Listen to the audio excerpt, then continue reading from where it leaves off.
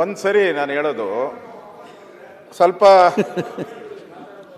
ಇನ್ಮೇಲೆ ಒಂದು ಸ್ವಲ್ಪ ರೂಲ್ಸನ್ನ ಬದಲಾವಣೆ ಮಾಡೋಣ. ಇನ್ನು ಮುಂದೆ ಫಸ್ಟು ಅವ್ರು ಮಾತಾಡ್ಬಿಡ್ಲಿ, ಏನೇನು ಆಗಬೇಕು ಅಂತ ಅವ್ರು ಯಾರೋ ಹೇಳಿದ್ರಲ್ಲ, ಅಲ್ಲಿ ಒಬ್ರು ಹೇಳಿದ್ರು, ನಾವೇನು ಕೊಡಬೇಕಂತೆ, ನಾವೇನೇನು ಮಾಡಬೇಕು ಅಂತ ಕೊಡಬೇಕಂತೆ. ಅದಕ್ಕೆ ಅವ್ರಿಗೆಲ್ಲ ಇವಾಗೆ ಇನ್ನೂ 2.5 ವರ್ಷ ಆಗೈತೆ, ಇನ್ನೇ ಉಳಿದಿರೋದು 2 ವರ್ಷ. ಅವಾಗೇ ಭಯ ಬಂದ್ಬಿಟ್ಟೈತೆ. ನಾವು ಟೀಕೆ ಮಾಡೋಕ್ಕೆ ಏನೇನು ತಪ್ಪು ಮಾಡಿದ್ದೀರಾ ಅಂತ ಹೇಳೋಕ್ಕೆ ನಮಗಿರೋ ಮಾಹಿತಿ ನಾವು ಹೇಳ್ತೀರಪ್ಪ. ನಮಗೆ ಎಷ್ಟು ಜ್ಞಾನ ಇದೆಯೋ, ಎಷ್ಟು ವಿದ್ಯೆ ಮಾಡಿದ್ದೀರೋ, ಎಷ್ಟು ಓದಿದ್ದೀರೋ ಅದ್ರ ಮೇಲೆ ನಾವು ಹೇಳ್ತೀರಿ. ನಿಮ್ಗೇನ ಜಾಸ್ತಿ ಜ್ಞಾನ ಜಾಸ್ತಿ ಬುದ್ಧಿ ಇದ್ದರೆ ಅದನ್ನು ಸ್ವಲ್ಪ ಮುಖ್ಯಮಂತ್ರಿಗೆ ದಾರಿ ಎಳೆದು ಬಿಡ್ರಿ.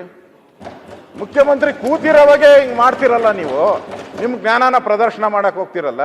ಹಂಗಾರೆ ಮುಖ್ಯಮಂತ್ರಿ 2 ಸರಿ ಮುಖ್ಯಮಂತ್ರಿ ಆಗಿದ್ದಾರೆ. ಕಾಂಪಿಟಿಷನ್ ಅಶೋಕ್ ಅಲ್ವಾ?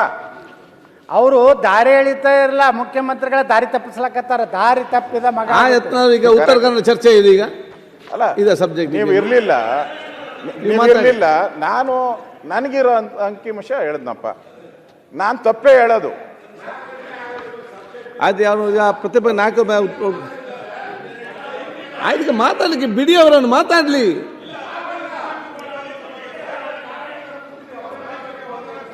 ಈಗ ನಾನು ಇಲ್ಲಿಗೆ ಬಂದ ನಂತರ ಅವರ ನೀವೇ ಡಿಸ್ಟರ್ಬ್ ಮಾಡ್ತಿದ್ರಿ, ಬೇರೆ ಯಾರೆಲ್ಲ ಇಲ್ಲ. ಅಧ್ಯಕ್ಷರೇ, ನಮ್ಮವ್ರು ಯಾರು ಡಿಸ್ಟರ್ಬ್ ಮಾಡ್ತಾ ಇರಲಿಲ್ಲ, ಮುಖ್ಯಮಂತ್ರಿಗಳು ಡಿಸ್ಟರ್ಬ್ ಮಾಡಿಲ್ಲ, ಯಾರು ಮುಂದೆ ಇರೋ ಬೆಂಚವರು ಯಾರು ಡಿಸ್ಟರ್ಬ್ ಮಾಡಿಲ್ಲ.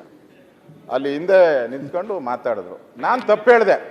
ಈಗ ಅವ್ರಿಗೆ ಅಧಿಕಾರಿಗಳು 106 ಜನ ಅಧಿಕಾರಿಗಳು IAS IPS ಎಲ್ಲ ಫಿಂಗರ್ ಇದರಲ್ಲೇ ಹೋದ. ನಮ್ಗೆ ಯಾರು ಗತಿ ಇಲ್ಲ. ನನಗೇನು ಮಾಹಿತಿ ತಪ್ಪು ಮಾಹಿತಿನ ನಾನು ಹೇಳ್ತೀನಿ. ತಿದ್ದಕ್ಕೆ ನೀವು ಇದ್ದೀರಲ್ಲ, ಕೊನೆಯಲ್ಲಿ ಮುಖ್ಯಮಂತ್ರಿ ತಿದ್ದುತ್ತಾರೆ. ನೀವ್ಯಾಕೆ ತಿದ್ದುತ್ತೀರಾ? ನಿಮ್ಗೇನು ಅವಶ್ಯಕತೆ ಇದೆ ಅದು ತಿದ್ದಕ್ಕೆ? ನಾನೇನು ನಿಮ್ಮನ್ನು ಕೇಳ್ದ ತಿದ್ದಬೇಕು ಅಂತ? ಕೇಳಿಲ್ಲಲ್ಲ. ಇಲ್ಲ ಅಂದ್ರೆ ನೀವು ಕೃಷ್ಣ ಏನ್ ಬೇಕಾದ್ರೂ ರೈತರಿಗೆ ಅನ್ಯಾಯ ಮಾಡಿದ್ರು ಅಂತ ಹೇಳಿದ್ರು. ಹಾಗಾದ್ರೆ 100% ಅನ್ಯಾಯ.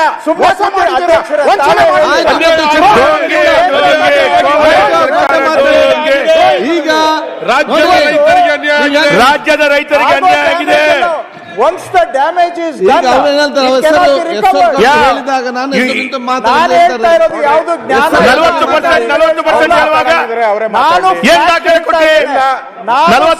ಏನ್ ದಾಖಲೆ ಕೊಟ್ರಿ? ನಾನು ವಾಸ್ತವ ಸಂಗತಿ ಬಿಟ್ಟು ಏನಾದ್ರೂ ಹೇಳಿದ್ರೆ ನೀವು ವಾಸ್ತವ ಹೇಳಿಲ್ಲ ಅಂತ ಹೇಳಿ. ನಾನು ಹೇಳ್ತಾ ಇದ್ದೇನೆ 4,300 ಕೋಟಿ ಪರಿಹಾರ ಕೊಟ್ಟಿದ್ದೇವೆ, 38 ಲಕ್ಷ ರೈತರಿಗೆ ಪರಿಹಾರ ಕೊಟ್ಟಿದ್ದೇವೆ. ಕರ್ನಾಟಕದ ಇತಿಹಾಸದಲ್ಲಿ ಹೈಯೆಸ್ಟ್ ಕ್ಲಿಯರ್ ಸ್ಟೇಟ್ಮೆಂಟ್. ಇಲ್ಲ, ನೀವು ಹೇಳ್ತಾ ಇರೋದು ಸತ್ಯ ಅಲ್ಲ ಅಂತ ಹೇಳಿ ಅವರು. ಅಧ್ಯಕ್ಷರೇ ಹೇಳಿ, ಅವ್ರಿಗೂ ಅನುಭವ ಇದೆ, ನನಗಿಂತ ಹೆಚ್ಚು ಅನುಭವ ಇದೆ. ಮಾತಾಡ್ಲಿಕ್ಕೆ ಅವರು ನಾನು ಹೇಳ್ತಾ ಇರೋದು simple 3 line statement of fact. ಇಲ್ಲ, ಇದು ಫ್ಯಾಕ್ಟ್ ಅಲ್ಲ ಅಂತ ಹೇಳಿ. ಈ ವರ್ಷ 2,249 ಕೋಟಿ ಕೊಟ್ಟಿದ್ದೇವೆ, 14,29,000 ರೈತರಿಗೆ ಕೊಟ್ಟಿದ್ದೇವೆ. ಇಲ್ಲ, ಇದು ಸುಳ್ಳು ಅಂತ ಹೇಳಿ. ಅದು ಬಿಟ್ಟು ಸುಮ್ಮನೆ ವ್ಯಂಗ್ಯ ಮಾಡಿಸ್ಕೊಳ್ಳಕ್ಕೆ ನಾವು ಕೂತಿಲ್ಲ. ವ್ಯಂಗ್ಯ ಮಾಡಿದ್ರೆ ನನಗೆ ವ್ಯಂಗ್ಯ ಆಗೋದಿಲ್ಲ, ಈ ಸದನಕ್ಕೆ ವ್ಯಂಗ್ಯ ಆಗುತ್ತೆ, ನನ್ನನ್ನು ಆಯ್ಕೆ ಮಾಡಿದಂತ ಮತದಾರರಿಗೂ ವ್ಯಂಗ್ಯ ಆಗುತ್ತೆ. ಓಕೆ, ಈಗ ನಾನು ಯಾವ ನೀವಿಲ್ಲಿದ್ದಾಗ ಅದನ್ನ ಮರಿತೀರಾ? ನೀವಿಲ್ಲಿದ್ದಾಗ ಏನ್ ಮಾಡಿದ್ರಿ? ಅವರು ಮಾತಾಡಿ, ಆದ್ರೆ ವಾಸ್ತವ ಟೀಕೆ ಮಾಡ್ಲಿ. ಟೀಕೆ ಸ್ವಾಗತ ಮಾಡುವಷ್ಟು ನಮಗೆ ತಾಳ್ಮೆ ಇದೆ.